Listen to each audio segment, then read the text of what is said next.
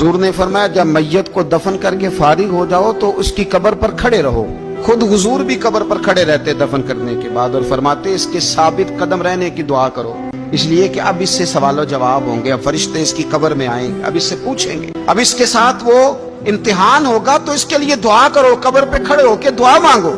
ایک حدیث میں فرمایا کہ اتنی دیر دعا مانگو، اتنی دیر دعا مانگو کہ جتنی دیر اونٹ ذبح کر کے کھال اتار کے گوشت بنا کے، اونٹ ذبح کرنا سب سے زیادہ مشکل ہے، اونٹ ذبح کر کے کھال اتار کے گوشت بنا کے بانٹ دیتے ہو، اتنی دیر مرنے والے کی قبر پہ کھڑے رہ کے دعا مانگا کرو، کیونکہ اب فرشتے آئیں گے، سوال و جواب ہوگا. مصنف عبدالرزاق میں حدیث ہے کہ ایک بندے کو صرف ایک کوڑا مارا گیا تھا قبر میں، تو اس کی ساری قبر میں آگ بھڑک اٹھی. تو پوچھتا ہے کہ یہ ایک کوڑا مجھے کیوں مارا گیا؟ تو انہوں نے کہا ایک وجہ تو یہ تھی کہ تو پاکی پلیتی کا خیال نہیں کرتا تھا، اور دوسری وجہ یہ تھی کہ ایک دفعہ ایک مظلوم نے تجھ سے کہا تھا میری مدد کر، اور تو مدد کرنے پہ قادر تھا، تیرے اندر ہمت تھی، پر تو اس کی مدد کے لیے تیار نہیں ہوا. وہ ہمارا مشہور فکر ہے نا کہ سانو کی لگے پرائی لڑائی پرائی آگ نو اسی گھر کیوں لے آئیے. تو وہ جو ہمارا خاص معاملہ ہے نا کہ کسی کی مدد نہیں کرنی، وہ ہمیں خراب کرتی ہے، ہمارے حالات بگڑ جاتے ہیں. مدد کرنے پہ قادر ہوتے ہیں پر کسی مظلوم کی مدد، ایک کوڑا لگا تو پوری قبر میں آگ بھڑک اٹھی.